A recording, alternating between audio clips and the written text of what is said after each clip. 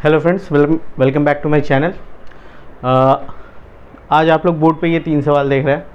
आज हम लोग एक क्विक जल्दी रिमाइंडर का वीडियो ख़त्म करेंगे ये तीनों सवाल बना के। ये काफ़ी ट्रिकी टाइप का क्वेश्चन होता है जो कि रिमाइंडर में पूछा जाता है और आदमी को टफ़ लगता है कि आखिर बनाए कैसे। तो आइए हम लोग देखते हैं कि इसको कैसे आसानी तरीके से बनाते हैं।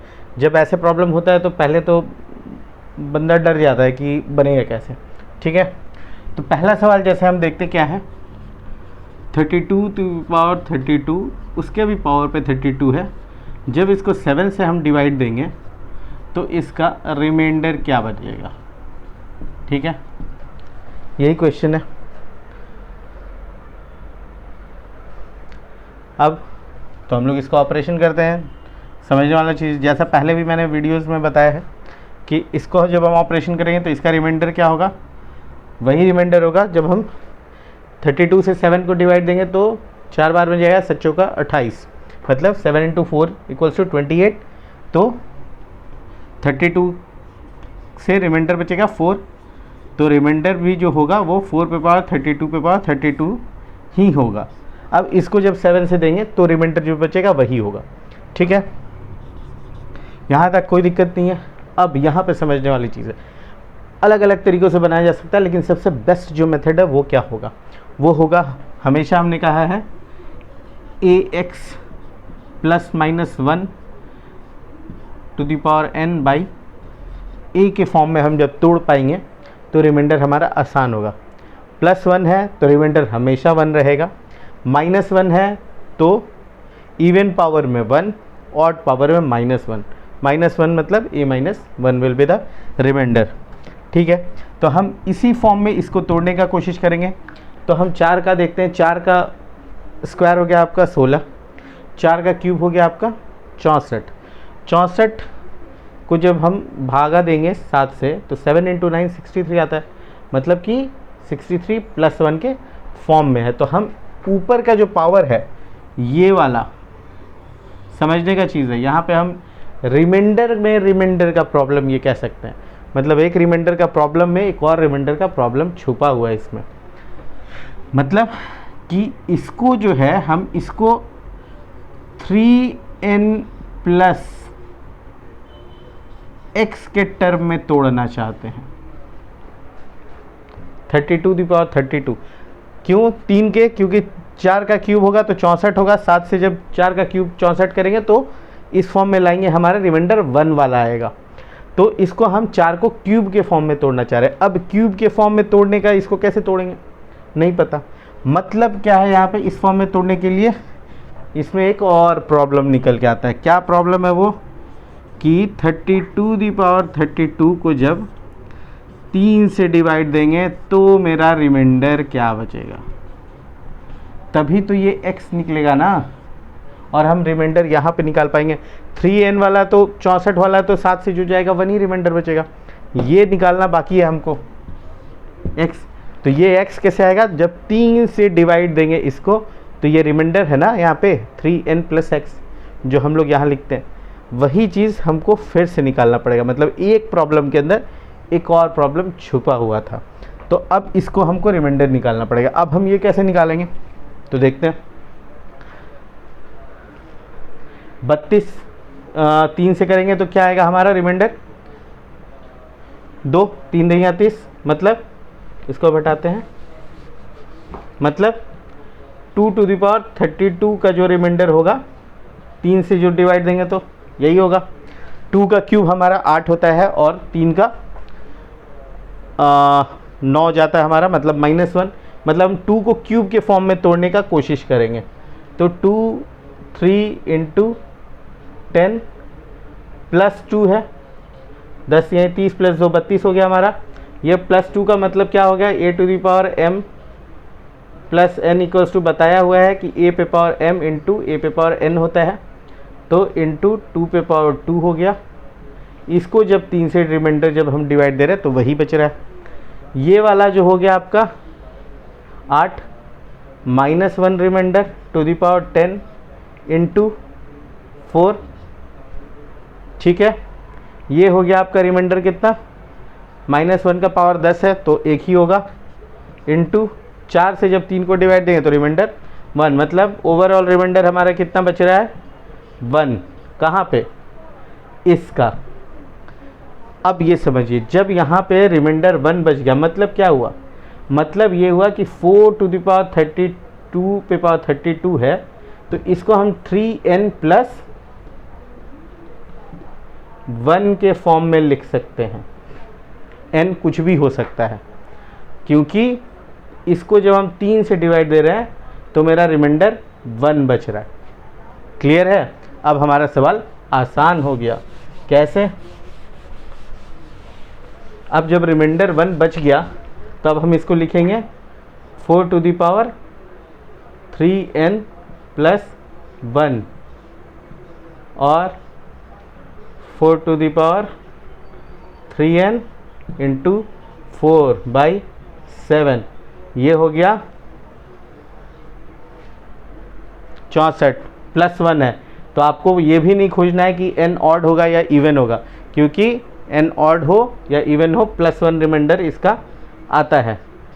तो बच गया क्या हमारा रिमाइंडर 4, तो आंसर जो होगा हमारा 4 होगा आंसर। मतलब कि यहाँ पे हम देखेंगे ये जो हमारा आया, यहाँ पे आंसर हो जाएगा 4। क्लियर है। आई होप कोई डाउट नहीं होना चाहिए। बस रिमाइंडर में एक बार इसका है, फिर जो पावर टू दी पावर चुकी है तो उसका भी एक बार रिमाइंडर निकालने का हमको प्रॉब्लम करता है। ठीक है, अब आगे चलते हैं। सेकंड, ये एक टफ सवाल था, ट्रिकी, जो हमने बना दिया। ओके, अब हम लोग आगे वाले सवाल पे देखेंगे। सेकंड वाला, ये भी एक ट्रिकी टाइप का सवाल है। 32 पे पावर 33 है, उसका पावर 34 है। इसको जब 11 से देंगे डिवाइड तो क्या बचेगा रिमाइंडर।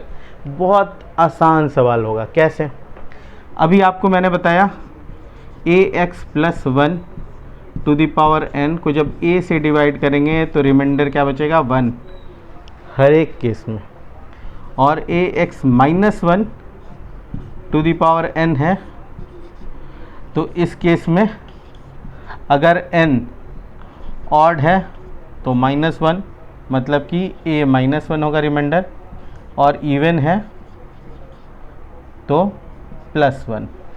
सिंपल है, यही चीज़ यहाँ पे करना है। ठीक है, अब कैसे करेंगे देखिए, यहाँ पे एक करने की भी ज़रूरत नहीं है, सेकंड्स में आंसर है। सेकंड्स कैसे, देखिए 32 है, 11 का ये करेंगे तो क्या होगा -1 होगा रिमाइंडर, 11 3 33 है ना। -1 का पावर आप आम इमली अचार कुछ भी रख दीजिए, ये 33 है चुकी, तो 33 इज़ अ ऑड नंबर, उसका जो भी क्यूब होगा 4 होगा या जितना भी पावर हो, यहाँ पे 34 की जगह चलिए रख दीजिए 1 लाख समथिंग, ठीक है, और समथिंग, उससे क्या होना है, रहेगा तो ऑड ही, मतलब -1 टू द पावर ऑड है, मतलब -1 रिमाइंडर, -1 रिमाइंडर मतलब 11 - 1 10 इज़ द आंसर। सेकेंड्स भी लगना है, नहीं लगना। द मोमेंट हम यहाँ पे देखेंगे कि 32 है, 11 11 33 है, 33 का 34 पावर जो है 33 का है। अब यहाँ पे मान लीजिए 32 रहता, लेट से इसी को देख लेते हैं, 32 पे पावर अब n कुछ भी रहता तो ये इवन है, पावर हमेशा इवन होता, मतलब हमेशा 1 ही बचता इसका रिमाइंडर। 33 था, ऑड है, हमेशा पावर ऑड ही रहेगा, मतलब -1 मतलब 10 होगा रिमाइंडर। तो ये भी हमारा सवाल बहुत आसानी से सॉल्व हो गया, इसका आंसर होगा 10। ठीक है, आई होप अब क्लियर हो गया होगा ये वाला concept. Now will move to last question, जो कि है हमारा 30 पे पावर 72 पे पावर 87 को जब हम 11 से डिवाइड देंगे तो हमारा रिमाइंडर क्या बचेगा। अब इसमें थोड़ा समझने का, कैसे चल सकते हैं हम, 11 से देंगे तो पहला पॉजिटिव वाला चल सकते हैं कि 11 दूनी 22, 8 रिमाइंडर बच रहा, मतलब कि 8 टू दी पावर 72 पे पावर 87 पे पावर बाई 11 का जो रिमाइंडर होगा वही आंसर होगा। बट ट्रस्ट मी, जिस किताब में था उस किताब में इसी मेथड से बनाया है, and it will be very difficult कि आप एग्ज़ाम में इसको बना पाए, नहीं बना पाइएगा, बहुत मुश्किल है। इसीलिए जो हमारा टेक्निक है नेगेटिव रिमाइंडर लेने का, that is the best one. क्यों? क्योंकि यहाँ पे हम -3 लेंगे। 33 है, 11 का 33 होगा, 11 इंटू 3, यहाँ 30 है, मतलब रिमाइंडर कितना हुआ -3, -3 पे पावर 72 पे पावर 87। इसको जो हम जो रिमाइंडर डिवाइड दें, अब क्यों आसान होगा वो समझिए। इसलिए होगा क्योंकि 3 का 8 का स्क्वायर क्यूब, 8 का मेरे को पता है स्क्वायर 64, क्यूब जाएंगे तो 512 और पावर 4 जाएंगे तो शायद 4096, उसके ऊपर का मेरे को नहीं पता। तो हम इसका साइक्लिसिटी जो निकालेंगे 72 पे 87 का रिमाइंडर, जैसे यहाँ हमने किया था, वो बहुत मुश्किल है। 11 से जब हमको इसको ax+1 के फॉर्म में +-1 के फॉर्म में तोड़ना, ठीक है, 11 से, क्योंकि 8 3 बच रहा, 8 8 64, 11 6 66 +2 बच जा रहा है, हम नहीं कर पाएंगे। लेकिन 3 का मेरे को साइक्लिसिटी ज़्यादा पता है। कैसे? 3 का स्क्वायर पता है 9, 3 का क्यूब 27, पावर 4 81 हो गया, पावर 5 हो गया 243।